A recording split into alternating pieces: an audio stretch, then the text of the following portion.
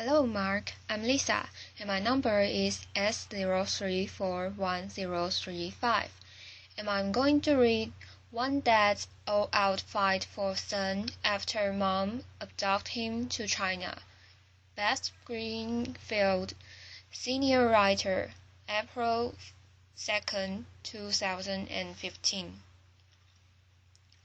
Brian met with his son, Alex, now 5, who has taken to China by his mom almost a year ago. Photo Brian made. It's been nearly a year since Brian made, a Utah information technology worker and former U.S. Marine, waved goodbye to his son Alex at the airport. The boy, then 4, was on his way to China with his mother, May's ex-wife, Yuna, to visit family in his mom's homeland. They were due to return in 45 days, but never made it back. May knew right then that his biggest fear had come true. Yuna had successfully carried out an international parental abduction. I took them to the airport, and I feel like a complete buffoon for letting that happen. Mate, 34, tells Yahoo Parenting, his voice thick with guilt. She was much more conniving than I gave her credit for.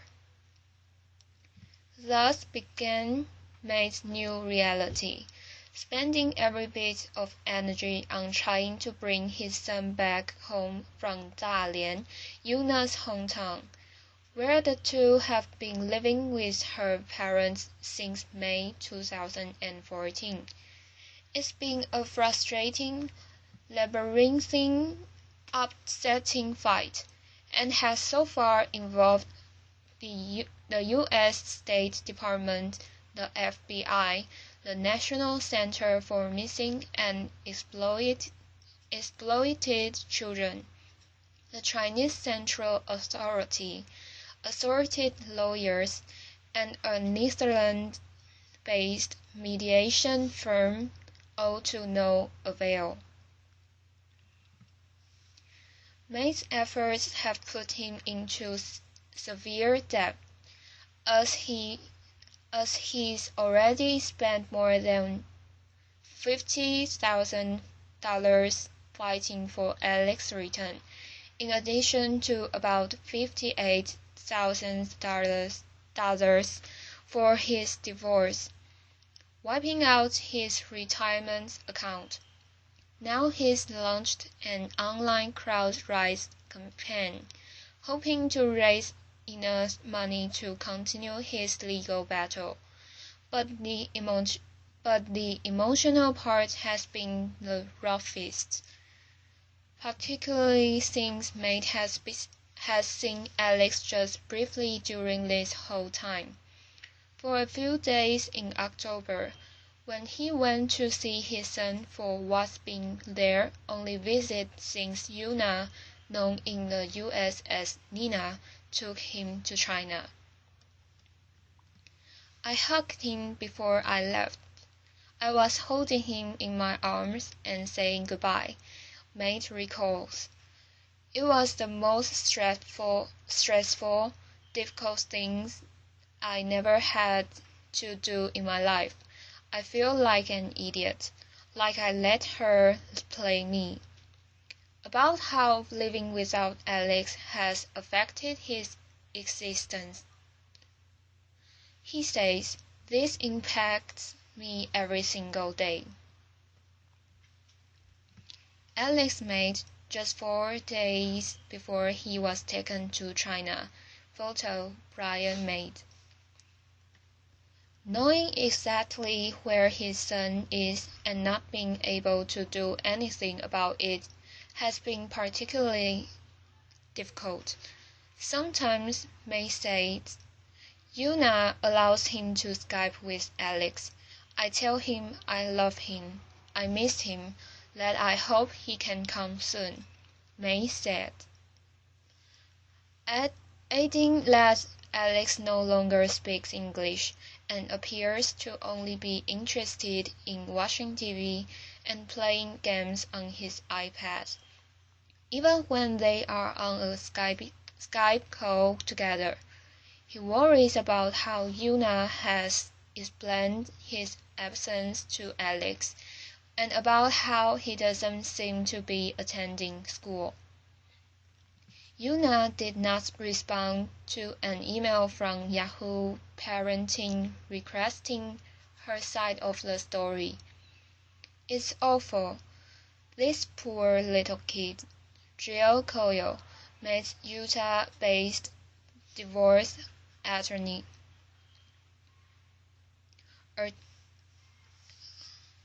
"It's awful. This poor little kid," Jill Coyle, May's Utah-based divorce attorney, tells Yahoo Parenting. She explains that while allowing Yuna to travel to China with her son was a stipulation that they eventually agreed to in the divorce agreement, it was one she and May had great reservations about. This was definitely a big fear of his, but his ex-wife wasn't going to stop fighting for it. So it was either we go to trial fighting it all away for $25,000 or come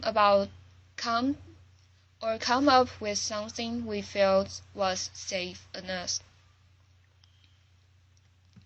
So they put safeguards in place, Coyle explains, which include having Yuna sign a notarized statement saying that Alex was a U.S. citizen and that he was to be raised in Utah, requiring that she purchase a round-trip ticket for their travel, having her put up the title of her car as collateral, and also requiring that Alex a temporary visa which would expire, which it has.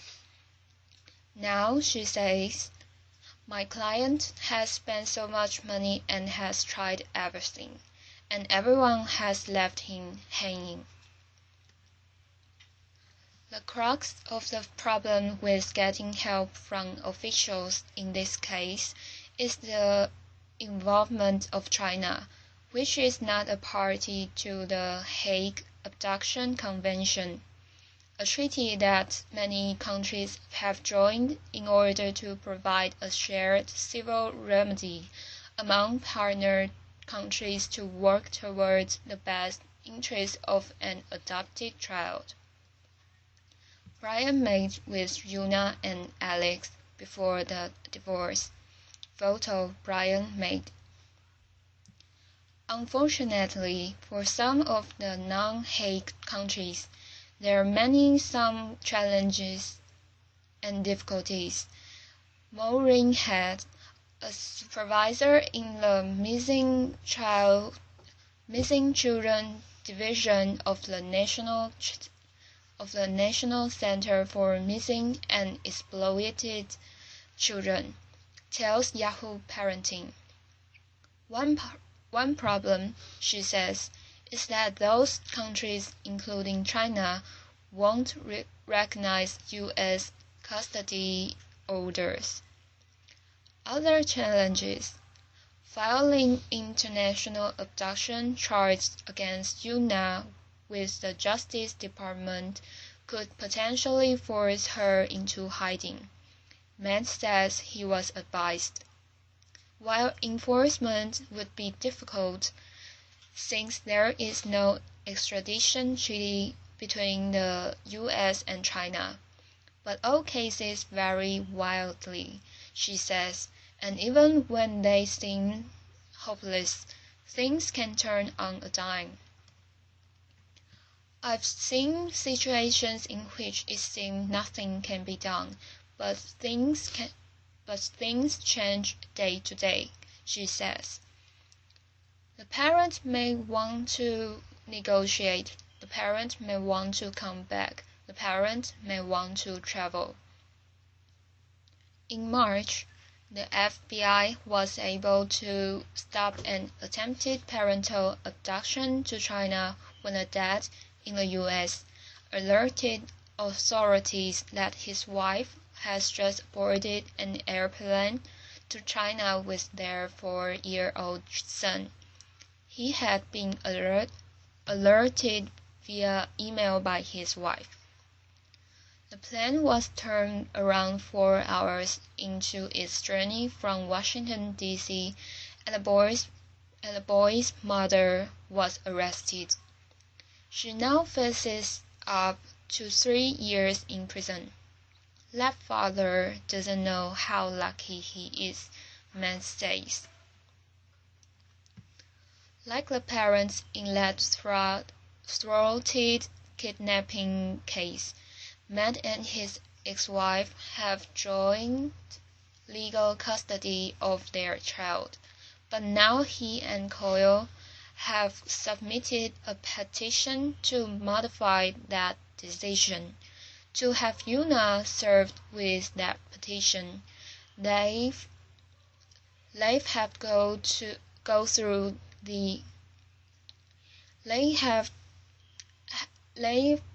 to go through the Chinese Central Authority and are prepared for it to take up to 9 months.